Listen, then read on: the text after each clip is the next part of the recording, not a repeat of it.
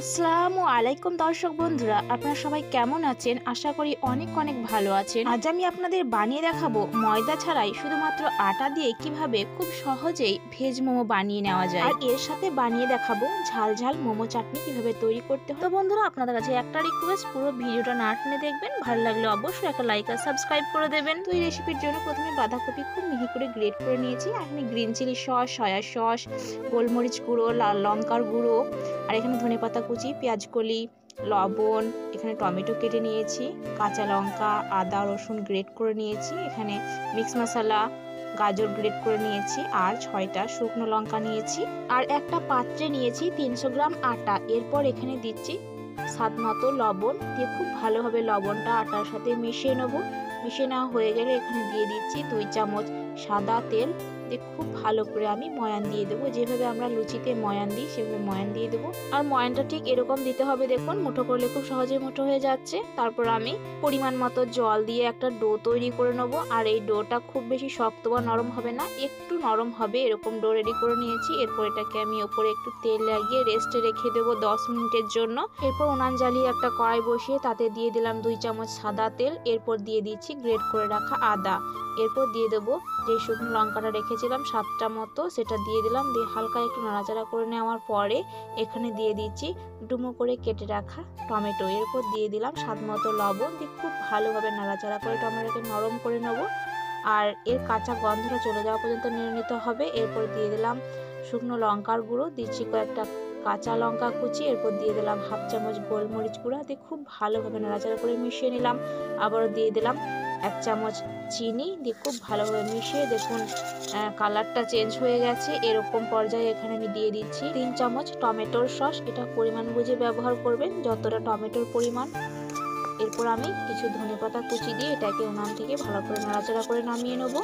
তো নামানো হয়ে গেছে। এরপর একটা আমি পাত্রে এটাকে রেখে তারপর আমি এটাকে বেটে নেবো। এরপর অন্যদিকে আর একটা কড়াইয়ে 2 চামচ সাদা তেল দিয়ে এতে বাঁধাকপিগুলো দিয়ে দিলাম। এরপর হালকা একটু নাড়াচাড়া করে এখানে দিয়ে দিচ্ছি কুচনো কাঁচা লঙ্কা কুচি, গ্রেট করে রাখা আদা কুচি, গ্রেট করে রাখা রসুন কুচি, এরপর দিয়ে দিচ্ছি গ্রেট করা গাজর। এরপর দিলাম একটু লবণ, স্বাদ মতো লবণ দিয়ে খুব ভালো করে নাড়াচাড়া করে এখানে দিয়ে দেবো কুচনো পেঁয়াজ কলি, দিয়ে আবারও খুব ভালো করে নাড়াচাড়া করে এটাকে মিশিয়ে নেবো বাঁধাকপির সাথে। এরপর দিয়ে দিলাম শুকনো লঙ্কার গুঁড়ো, একটু চাট মশলা, এরপর এখানে দিচ্ছি 1/2 চামচ গোলমরিচের গুঁড়া। মশলাগুলো দিয়ে খুব ভালো করে নাড়াচাড়া করে বাঁধাকপিটাকে হালকা একটু ভাজা ভাজা করে নেবো, খুব বেশি ভাজার দরকার নেই। এরপর শেষে একটু ধনেপাতা কুচি দিয়ে এটাকে নামিয়ে নিলাম। এটা ঠান্ডা হতে থাক। আর অন্যদিকে আমি এই মোমোর জন্য দেখুন লেচিগুলো তৈরি করে নিচ্ছি ছোট্ট ছোট্ট করে একদম। তারপর আমি লেচিগুলো একটু পাতলা করে বেলে নিচ্ছি, তবে খুব বেশি পাতলা করলে হবে না, দেখুন এরকম পুরুত্বের করতে হবে। মোমো তৈরির জন্য সমস্ত লেচি তৈরি করা হয়ে গেছে। এরপর বাঁধাকপির যে মিশ্রণটা করেছিলাম তাতে এই সসটা দিয়ে দিলাম, আর এইটা বেটে নিয়েছি তারপর ব্যবহার করছি কিন্তু।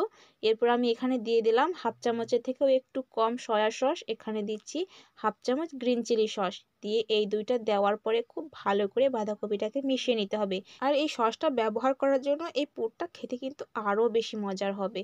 তো এই লেচিটার পরে আমি 1 চামচ পুর দিয়ে দিলাম, দিয়ে একটু মোমোর ডিজাইন করে নিচ্ছি।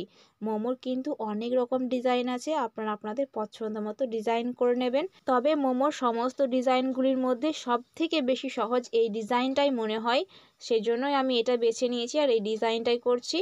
তবে আমি খুব একটা ভালো মোমো ডিজাইন পারি না, যেটুকু চেষ্টা করছি ভালো করার, আপনারা প্লিজ একটু মানিয়ে নেবেন, কারণ আমি অনেকবার চেষ্টা করার পরেও এই ডিজাইনটা এরকম করতে পেরেছি।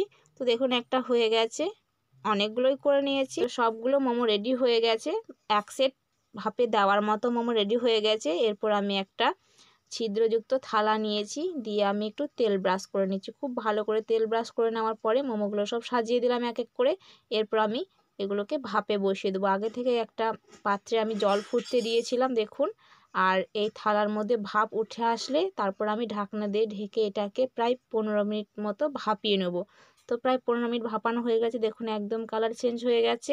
তো এরপর আমি এগুলোকে তুলে নিলাম একটা পাত্রে। এরপর দেখুন এত সুন্দর লাগছে দেখতে মোমোগুলো, আর সবাই কিন্তু ময়দার মোমো করে, আটার মোমো করে একবার দেখবেন, খেতে কিন্তু স্বাদ একদমই বদলাবে না, একদম ময়দার মতোই লাগবে খেতে। ভিতরে একদম পুরে ভরপুর, অসাধারণ হয়েছিল এই আটার মোমো খেতে। এরকম ঝাল ঝাল চাটনির সাথে পরিবেশন করুন আটার মোমো। তো বন্ধুরা, দেখা হচ্ছে নতুন কোনো একটা রেসিপিতে। আল্লাহ হাফেজ।